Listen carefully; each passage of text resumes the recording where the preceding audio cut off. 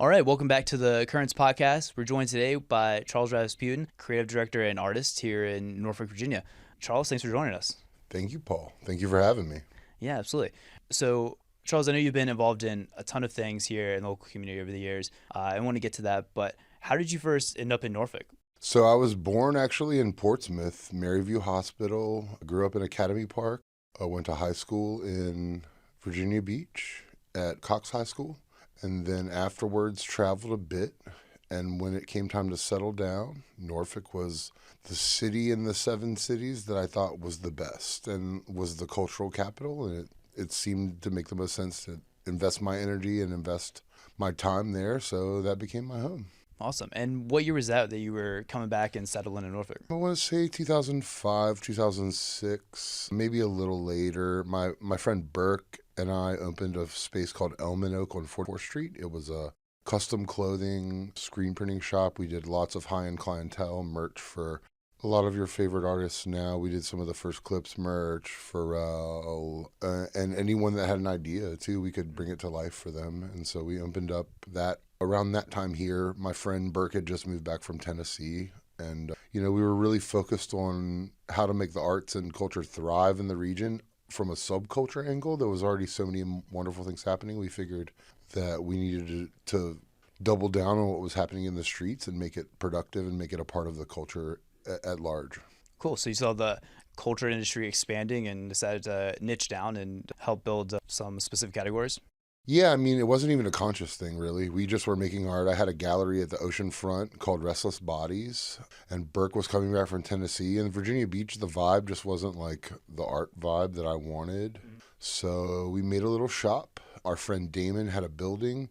He actually runs What Industries there now. It's a print shop that does fine art prints for artists. Damon is he's a really amazing resource for the community because he does prints for all these different artists and for these different causes. So the torch continues to be carried, and it's wonderful to see. We're almost 20 years later, if I think about it. Wow. So from 44th Street and Restless Bodies to then, I think the thing people maybe know you the most for is being involved with the starting of the Neon District in Norfolk. How did you get from 44th Street and Restless Bodies to the Neon District? So it's a question I actually get asked a lot. Like, how do you make the changeover?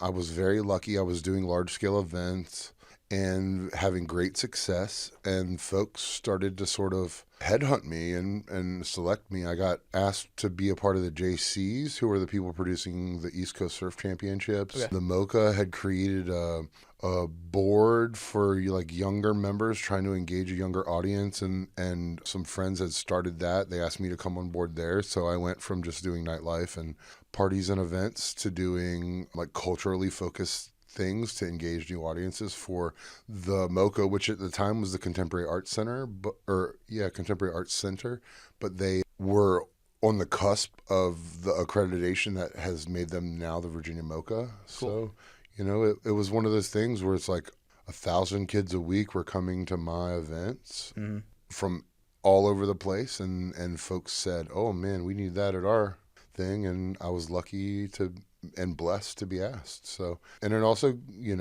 helped me raise my profile, and work for bigger brands, bigger clients, and understand how to make a business out of art instead of just making party or making pretty things all the time. Yeah. And so already being pretty prominent in the local art scene, I guess, regionally, how did you get looped into what was, I guess, at the time, the Arts District kind of working committee, or what was going on there? So my friends, Hannah Serrano and Jesse, they had a thing that was a bit of a precursor to Norfolk Currents called Alt Daily. The city was going to do a historic overlay, Auto Row, for that district. They were picking different places in the city that could be creative districts. And we looked at all of the different ones, and Carrie Ann, the director at Selden Market, and we were friends, acquaintances, and beginning to have romance at the time. We really thought that corridor right there was the perfect place, So often these sort of things are used for gentrification purposes, and we saw a space where there was some existing business, but not a lot. Residents were limited to a block over our neighbors. Tidewater Gardens, Calvert Square, those neighborhoods. So we weren't displacing anyone by existing there, and we could also engage the community by including the folks that were already there instead of trying to create something that didn't include them, you know. And so we saw just all the right signs, and we just yes-anded, as Brad from the Push Comedy Theater would say. And Yeah. I remember the group walking around in the first charrettes to decide, and we hung back a bit and made ourselves little mimosas in a jar or in a bottle, and just sort of hung about and looked at, at the time where Exchange was a furniture store from the 80s that the couple was getting older and it was time for them to retire. And so we saw this opportunity. We created an art space there called Alchemy NFK. Not the first one in that district, but the first one in this iteration of the Neon. That corridor has actually got a long legacy of cool galleries, and it was the part of town where you didn't stop, but you passed through. And so professors at ODU and folks from Governor School, our friends Cessa Ochoa and Darlene had opened a gallery there years before. So that it kept happening over time, and this was just the perfect time. My friend Clint had 757 Makers, but it was over here in downtown, and we all just saw a convergence, and we wanted to do what we could with with what money and time and energy we had. That's awesome. So you saw the energy already happening and saw the opportunity. What was the, I guess, original goal of kind of starting an arts district? So the city creates the historic designation, which then allows for developers to use tax credits. We just wanted a space and place for arts and subculture. And Ghent has always been that sort of capital of Norfolk in a lot of ways, but Ghent has its own like legacies and divisions and lines. And so this was just a way to extend that footprint deeper and bigger. And downtown has so many beautiful arts and culture hubs already: Chrysler Hall, 7 venues, Harrison Opera House, Chrysler Museum. And at the time, no one was sure exactly what the boundary for the Neon or for what they were calling then the Norfolk Arts District would be. But I was sure that we didn't need to just make it one place. The Neon should be a neighborhood that inspires all other neighborhoods. It should not matter where you lived. It was your neighborhood, you know what I mean? And if you lived there, you were absolutely a part of the creative fabric. And so Yeah. they had funny names for it, goofy stuff. Being in marketing and branding, I was like, we're not doing that. I made a few rules at the first meeting. Mary Miller and her team were so gracious to let Carrie Ann and I be a part of the discussion. But I made a bunch of rules at the beginning, and I was like, we can't do these anagrams anymore. We can't, they were just the No Bra, north of Brambleton, the NAD.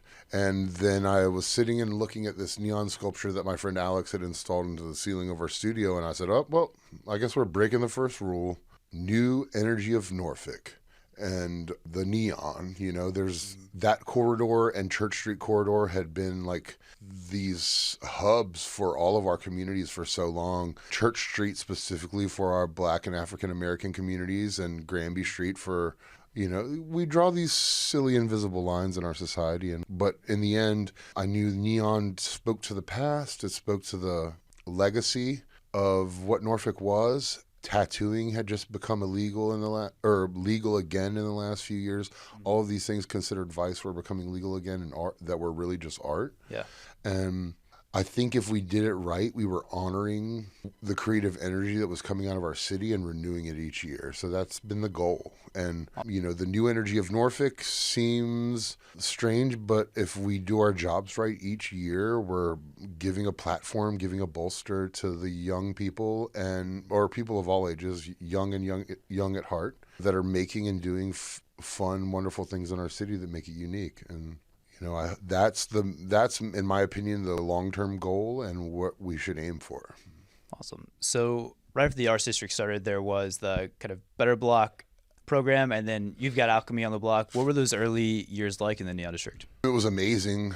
It was so much fun. The neighbors at first weren't as receptive as you'd like. There were some gentlemen across the street that had been there for quite a long time, and they weren't used to the change, but we all quickly became fast friends. Sometimes you just need a kind word to make a good neighbor. Yep. And there was blowback at first. The city is a big, enormous beast, and they don't always get it right on the first pass, or when you ask for something, you don't always get it. 'Cause we're not, And you mean the it's city government specifically? city government, yeah, but it's a concert of everyone. Downtown Norfolk Council provides so many resources to make downtown safe, exciting, clean, fun. And the problem, as Spider-Man taught us with, a big powers come big responsibility. The minute something starts to go wrong, you're the first person blamed, even though you're the only folks that are actually doing something to change it. And so we all work together. We were really lucky as we started Alchemy 2, the Public Arts Commission, our wonderful friends Karen, Deborah. There's a whole team. I don't want to not name names, but everyone just sort of accepted and understood that this was a new infusion of energy, and started to sort of just support and help us. And so the Push Comedy Theater, they had been located near ODU and working out of different spaces, they decided to plant their flag and create a space. So when Better Block came, as often happens in the city pays someone from other places a lot of money. They come here and they point at the experts that live here and they say, you listen to them. And we were so blessed that the fellows from Better Block did that for us. And the years after the success here, Granby, the Neon District, became the case study for Better Block that they would talk about. So later in the role of the Neon District, you ended up running what was called Work Release. Can you tell us the story of how you got to start Work Release and Absolutely. where that came from? As the district was burgeoning and thriving, other folks with property and stake in the area, namely the Rudders, brother and Meredith, had decided to purchase a building that was originally a part of the Better Block footprint. In fact, during Better Block, our friends Hannah Serrano that we mentioned before, she created some cool immersive art there and experiential stuff. They decided to purchase the building and renovate it as a huge project. It was honestly it was the turning point. It was when it wasn't just like the smaller arts community said this is cool. It was when folks with money, influence, and that new art in bigger spaces said yes. And we, Carrie was the interim administrator for a little while of the Neon District as it existed, but we had paid so much money out of pocket to develop Alchemy and the Neon, and we were lucky to be able to do interior design and work with high-end clients to finance that. But we were getting to a point where we're working every day to do this infusion. The city itself wasn't giving us money directly. They were investing in infrastructure. They knocked down the building where the plot is now. They said, what do you need? And I said, oh, we'd love some streetlights down there because we don't have streetlights. And they came in and they drilled holes, and then they put parking meters instead of streetlights first. But then we got some streetlights, and they nixed the meters. It's like I said, sometimes it's like when the trains knock back against each other and make a loud noise. We're just trying to get everything in concert. Sometimes it takes a minute. And so, off we go.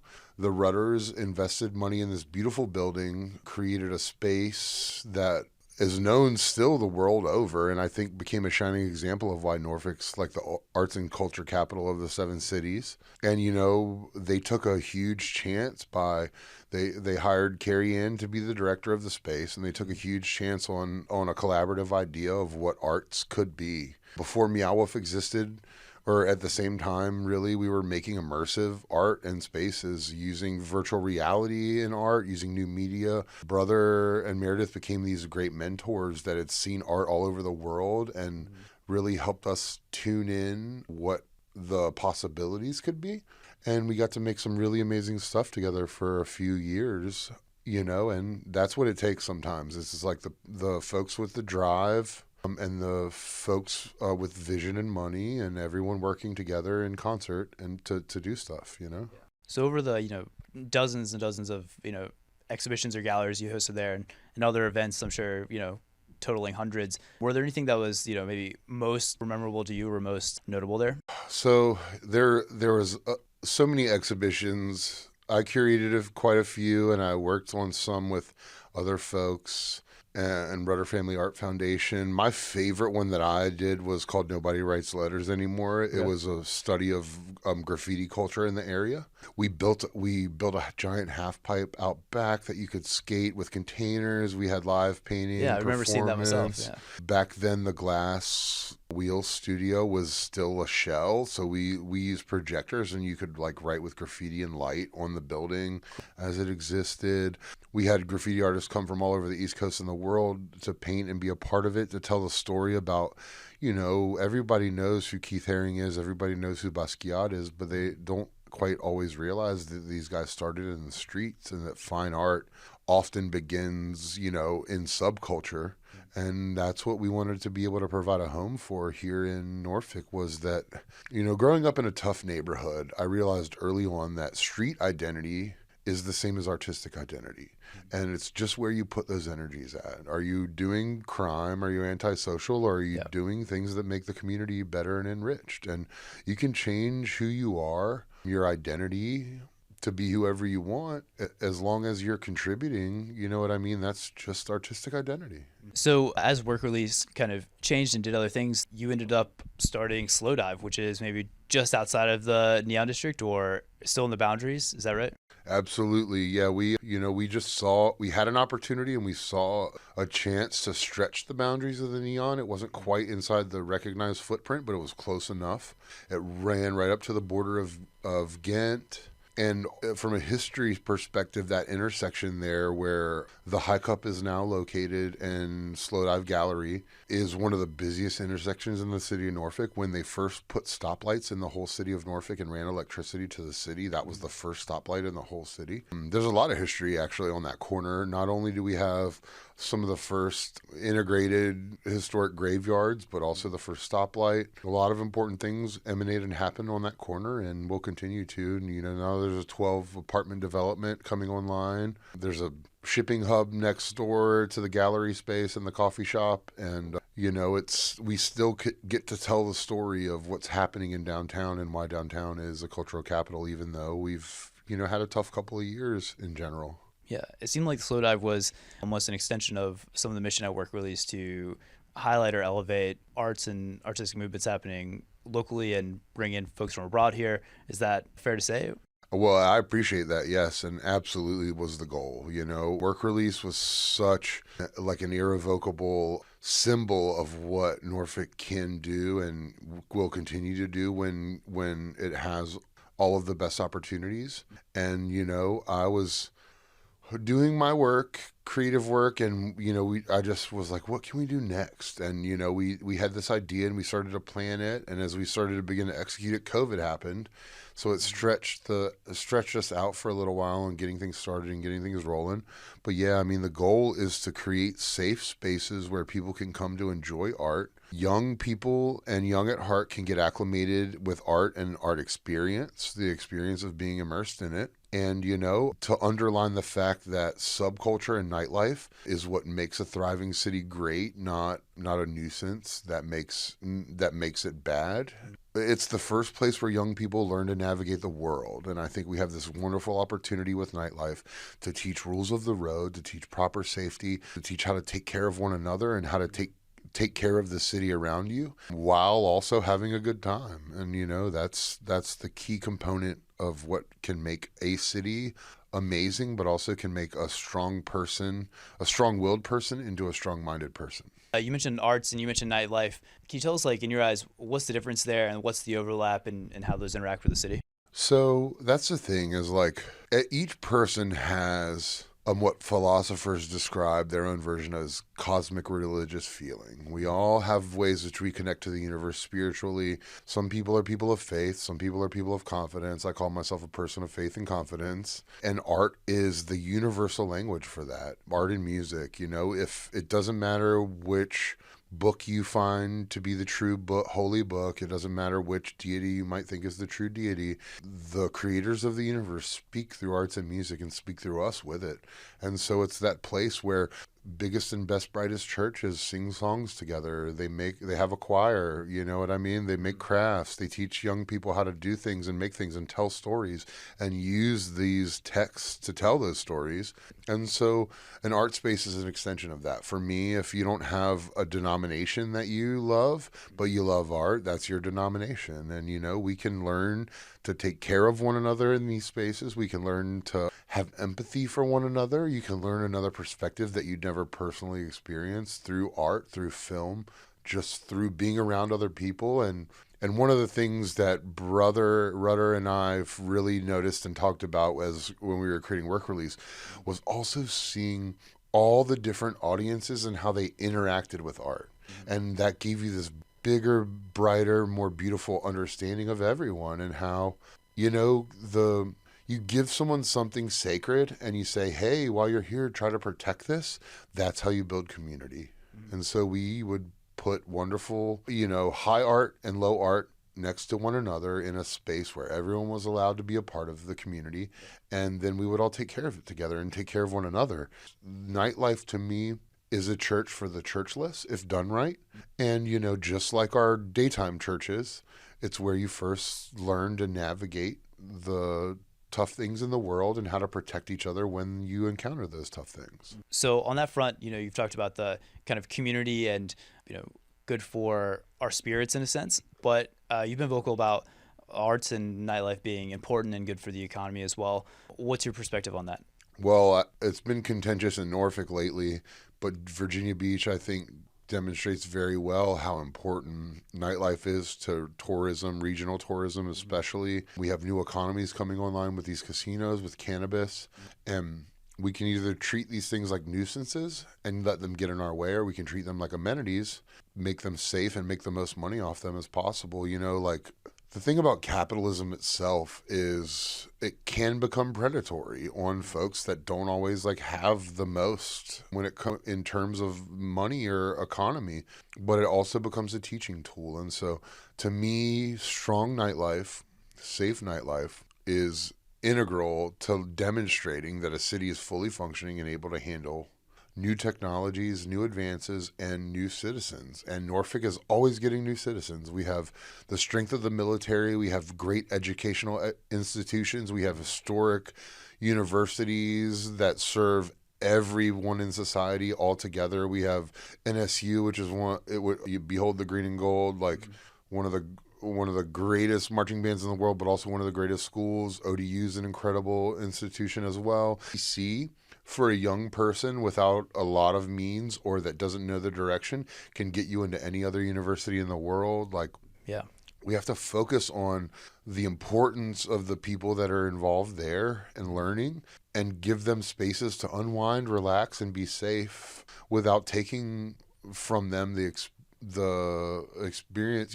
If you combine Virginia Beach and Norfolk and the surrounding areas, we are a large metropolitan area. Yeah. And there's no arguing. And so we have to learn to work in concert with each other and make sure that we have safe spaces for everyone. And also, it's important to get close to the edge sometimes and not fall off, so you understand the gravity of not only what you're doing in the world, but what the world can do to you. What do you mean by that? I mean, just the dangers of life and living, but also the beauty of it, Calculated risk is at the heart of everything we do, whether it's these humongous ships pulling into harbor here, whether it's riding an e-scooter down the block, whether it's starting a small business or a large business in a community, and that personal investment, the financial investment, isn't ever worth anything without emotional investment. And nightlife, arts, culture are the things that make all of our citizens emotionally invest in financial investment. You can spend millions to build a space, but if people don't care about it and care about what's going on there, then that money might hold no value. You might not be able to put people in those apartments. You might not be able to put retail spaces in the stores. If it's mixed use, you might, Yeah. We find these projects like Neon, the Railroad District at Park Place, the new rail yard over in Lambert's Point. Without the emotional investment of the communities, it's a lot of money wasted on renewing buildings that no one wants to be a part of. So we have to make sure that they're fun, safe, and they're focused on the needs of the community at large. Yeah, and you mentioned the emotional investment. I imagine that applies to folks who are new or visiting to the area as well, where if they are in town for a business conference or for vacation and they go and have a great time, they're more likely to come back here or move here. Is that something you think extends the importance of nightlife? Absolutely. Nightlife, the arts. I met a couple walking through Neon the other day that was here from Russia, Wow. and they walked down Magazine Lane because they saw graffiti, and that's what led them to walk into the Neon. They saw cool graffiti, but then they started to see all the murals. They stumbled across Chrysler Museum, and that's the thing that I think the Neon and, nightlife arts can provide for larger established institutions like Chrysler Museum and the Hermitage and the Mocha is the folks that might not always get and feel like they're invited through the door or get to be in the big fancy space. They discover art through nightlife. From there, then now they're comfortable to go to Third Thursday at the Chrysler after dark, or they'll go to see an exhibition at Chrysler, to something immersive at the Hermitage, Sunsets on the River. Yep. I've gotten so lucky over the years to work with each and every one of these institutions in engaging folks from all walks of life, every shade, every economic background, and that's the strength to me of arts and all of that is that's what it does. We can create excitement together and get people to spend money. Once we get a guest in downtown, if they come for a concert, if they come for dinner, we want them to go to other businesses too. So figuring out ways to make that work and make that happen is the job, I think, of artists and creatives, even if they don't realize it. Like art is an economic engine, and we have to demonstrate its value, or we start to get treated like it's frivolous, and then we all know it's not. Yeah, the economic engine, not somebody's craft project, right? Exactly. And there's room for both, For sure. Everything's a gateway to something bigger. So, someone should be able to come make art that's not an artist, doesn't consider themselves an artist, and then let it go and go back to their life. And then they could come and discover something new about themselves, and you might have the next whatever famous artist you want to identify with. Yeah, that's a great perspective. So you mentioned the Neon District very recently, was meeting a couple, walking through. What is the status of the Neon District today? Going on 10 years, 9 years? I think we're getting close to 10. Rachel knows probably better the timeline in history. Rachel McCall at the DNC. She's the steward and the person that handles a lot of the day-to-day. That was the thing is Carrie and I and all the artists and folks that helped create the Neon are integral to that spark.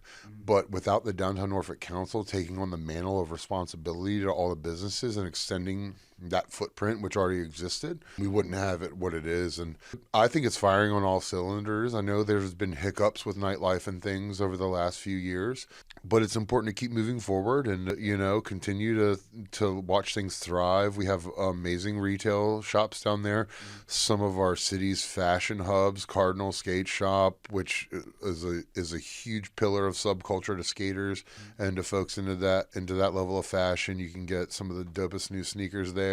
Exchange, which is in the old Alchemy art space. They, high-end vintage and fashion dopes, lots of dope clothing. There's a nice handbag store down there. Dope coffee shops, French bakery, Hummingbird. There's cool event spaces, amazing restaurants like Commune. Even in the nooks and crannies around the corner, we have that other restaurant that's over near to the Glass Studio. I can't recall the name right now, but Cafe Milo. Cafe Milo, yeah, wonderful food, wonderful folks.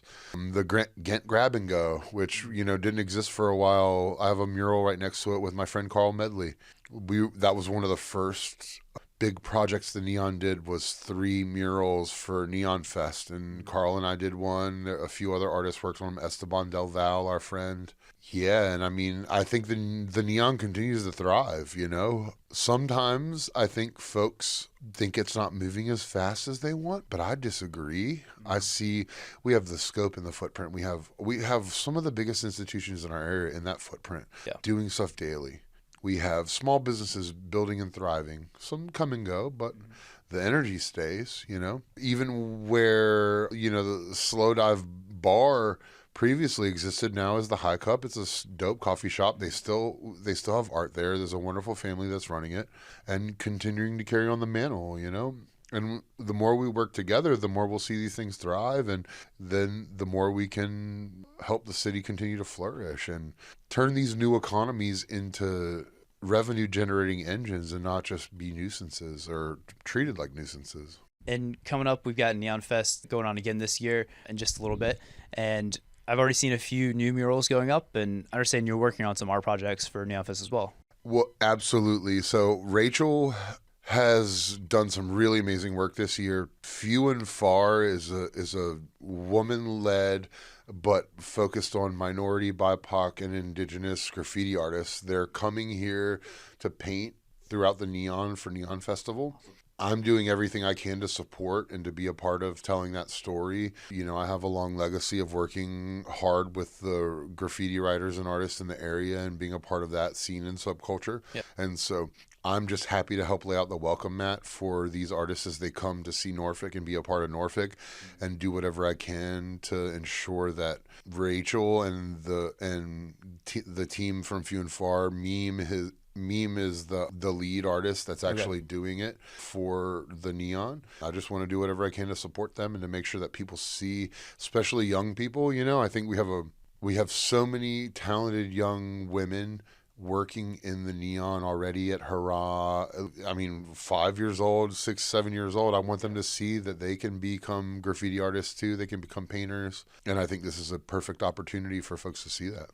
Awesome. And so, Few and Far, when they come in, are they going to be doing art in one designated location in the art district, or are they going to be doing stuff all around? So I think the goal is a magazine lane. Okay. There's been a bit of graffiti happening naturally there, and so I think we're trying to once again and do something that teaches anyone that would participate in that the rules of the road, you know, by using the artists that actually paint in the streets to do so. Yeah. So we invite them to come, make their mark, teach other folks, you know, when and where it's appropriate to do it. And, you know, I think the goal is magazine lane in general, but with all graffiti and with all art, it's going to extend to other places. You know, you get some of the dopest graffiti artists in the world in town, and stuff's going to pop up quickly like this. Yeah.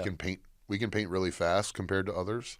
So seeing folks work not only in those spaces, but in the other galleries in other parts of town, you know, is going to be amazing and wonderful to see. And that's the real strength to me of what I like to call special art ops. You know, the world needs leadership now more than ever. And artists, I think, are the people to lead. We know how to make something happen quickly, under budget, in a flash. We understand the importance of triage. You know, the art is the first response of the human heart. And so learning to work together to make something fun happen in an event or art is a first step to learning how to make the world better together and to respond in tough times to make sure that everyone's okay and safe. Yeah, I think that's really important. And as we get past Neon Fest and are looking to kind of keep that momentum going, who do you think are the local leaders in art that you look up to and you want to help platform to help make more of the arts happen here in Hampton Roads? So it's a very long list. We have some amazing folks. Asa and Kira at the Contemporary Arts Network are some wonderful friends that have a base in Newport News but work in all the 7 cities, enabling artists, teaching them about the fine art world, how to transition from just like art as a hobby to art as a profession, and understanding provenance and what makes art have value. The other thing that I really like about art, besides that defines its value besides provenance, is like the ephemeral nature of it. And that's why I love graffiti and street art, because it's may not be there tomorrow. So it assigns a value of in the moment. Utopia Fenny, of course, in Virginia Beach has really taken on the leadership mantle of creating a safe space for young creatives, but also programming the city. You know, this team and Robbie Wells have been great leaders at showing what money and influence can do to make the suits listen when they don't want to listen. You say P's name in a meeting and some guy that would never have undone the purse straps undoes the purse straps double. And we want to continue that legacy, and we want to continue to enforce the value and power of that. You know, when the leadership in a society can't make the streets calm down or can't make the streets do what they want, but art and music and culture's influence can, it shows who the real powerful ones are. And to me, that's our job on the streets and on the ground, is to show that that teamwork makes the dream work. and make sure that the people that are investing time, energy, and money that know the direction of our society are proven, and that we help those dreams come alive and continue to live. And looking out of those dreams that I think the arts community has, do you think there's any really big missing pieces that we don't quite have yet to put into play? It's easy to like point at an empty thing and say, I wish this was this, or I wish we had this here. Everyone talks about what needs to be in MacArthur Mall or what needs to be at the waterfront. We have amazing folks that have been programming our spaces for years, like Fest Events, Virginia Arts Festival, Virginia Stage Company. There's too many really to list, but I really think that the long-term goal is about making all of those work together. There was a wonderful meeting I was at yesterday that involved some influencers in the area, and it was about telling the story, the long-term story of what's happening here, so that when new people step off the boat, hop off the plane, or arrive in our city, they can see it in all its glory, and that's our job to tell that story. I think another group I'd like to mention too is Tours of Norfolk. My friend Josh Weinstein has a talented group of folks that walk around the district and tell the stories of the murals, tell the history of our city. We can walk through the graveyard together and talk about all the amazing people that made this city before us, and talk about the future together. And that's the job of art, is not only to create history but then tell the story of it. Yeah. And to tell the real story, not the homogenized version that makes everyone feel better, but also let us learn from our mistakes. Yeah, absolutely. Anything else we missed that you want to hit before we do like a wrap up? I mean, keep supporting the arts. If you have money and you can give, donate to CAN, come to events at Assembly, continue to support. Right now, the big spaces in Norfolk are finally being handed over to the subculture influencers that deserve them. We're starting to do big programming at Waterside. Fest Events has always been a great partner and stuff, but now we're really seeing everyone start to come together. I wasn't very happy with the direction that the city leadership took with Nightlife, but I know they needed to respond to what we all saw as unfortunate violence happening in downtown. And even though a lot of important businesses were harmed, I think on the end, if we come out the other side friends, and if we come out the other side working to still build a good city and tell that story together, then we've had a success. We have a wonderful new city manager who I've heard nothing but good things about, and I'm excited to see continue to carry on, the legacy and work. Charming fella, Pat Roberts. Everyone seems to think he's doing a wonderful job, and I'm excited to see him to continue that. He had an amazing speech at Selden the other day. Really charming fellow. And, seeing the city manager work in concert with the mayor, work in concert with city council, work in concert with planning commission. And we have some great leaders on all of those things to keep moving forward. That's all we can ask, and we have to be engaged to do that. We have great listeners in our city. We have, Kevin and Kim on planning council. There's a lot of folks there. These are just the ones I know personally. Andrea, Danica, Mayor Kenny, Vice Mayor Martin, all of them are listen if you speak up and if you have something to say. And so we have to engage them, make sure that they hear us and that we're giving them the right info. And, they're really good about trying to manifest what they know that the public in general needs. So we've got a big election coming up. It picks the president of the United States of America, but it's also going to pick our city council. And we have to be ready. If we need new faces there, we have 3 months to pick those new faces, and we need to find them now. Or we need to make sure that we're communicating fully with the people that hold those seats, and that we're happy with them and they're happy doing the work.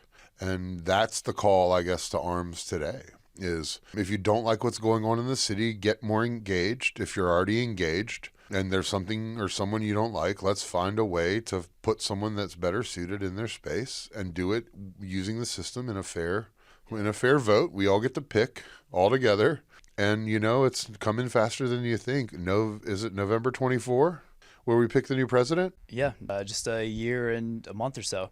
Yeah, and so fast. For those folks who want to be engaged and want to see more things like Work Release or Slowdive in the city, where should they go to get started and start making that difference? So one really smart place, and they're already there, is following Norfolk Currents, Also keeping on what's happening at Assembly. keeping an eye. Our friends that had legacy and culture here have moved to other cities with their businesses, but they're thriving there.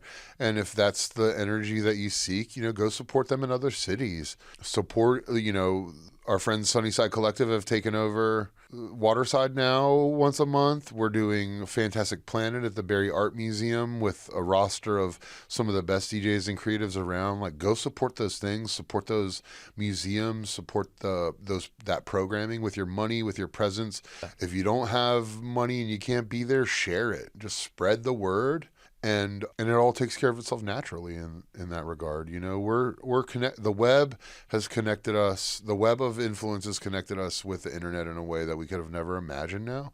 And it's free to tell the story.